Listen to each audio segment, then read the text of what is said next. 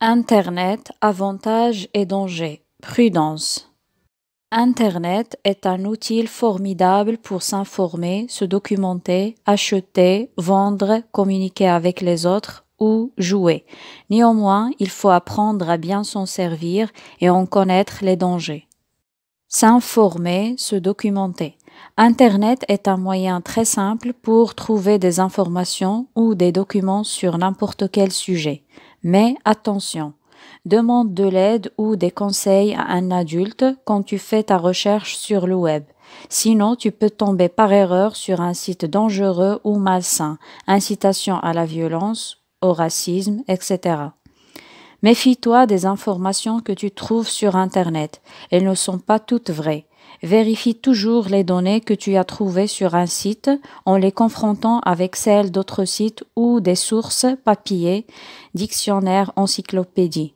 Pense à aller chercher tes informations sur des sites institutionnels car ils sont plus sûrs.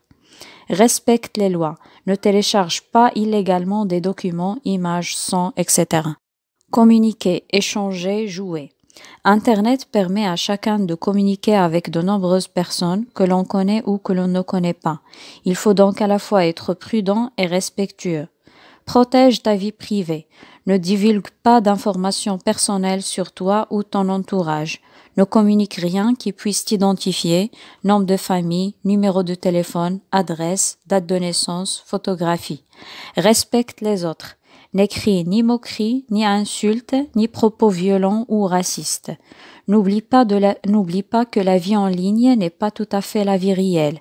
Tu rencontres des gens, tu crées des liens, tu fais partie de réseaux sociaux, mais ce n'est pas pour autant que ces gens deviennent tous de vrais amis.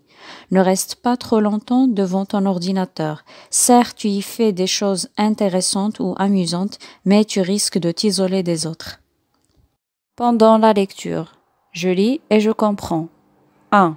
Souligne les éléments qui caractérisent ce texte. Un titre, un chapeau, 2 sous-titres, 3 paragraphes.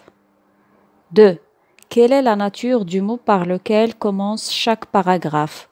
Pourquoi? C'est un homme, il précise de quoi parle l'auteur, le sujet du texte. 3. À qui s'adresse l'auteur dans ce texte? L'auteur s'adresse aux internautes et ceux qui utilisent Internet. 4. Est-ce que tout ce qu'on lit sur Internet est vrai? Non, les informations peuvent être fausses. 5. De quel type sont les phrases qui commencent par une flèche? Ce sont des phrases injonctives. 6. Pourquoi l'auteur répète-t-elle le mot danger et utilise ce type de phrase?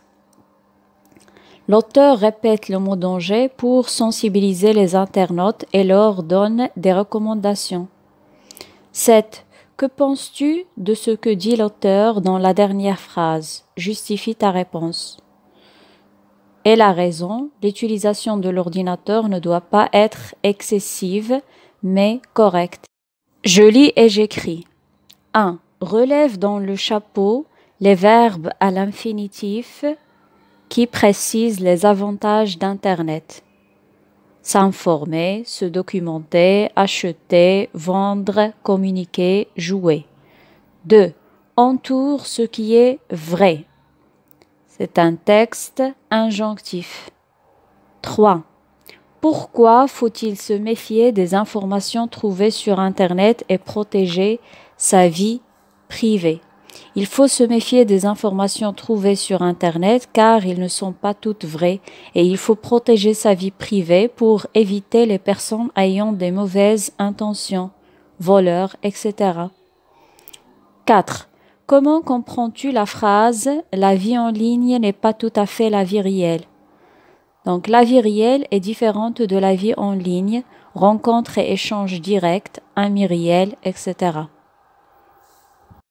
Je m'évalue. 1. Pourquoi l'auteur précise-t-elle les dangers d'Internet? Entoure la bonne réponse. Pour les connaître et pour être prudent. 2. Relève ce que doit faire un ou bien une internaute. Donne 2 réponses. Protéger sa vie privée, respecter les lois. 3. Relève ce que ne doit pas faire un ou une internaute. Donne 2 réponses. Ne pas écrire de moqueries, de propos violents ou racistes. Ne pas rester trop longtemps devant l'ordinateur.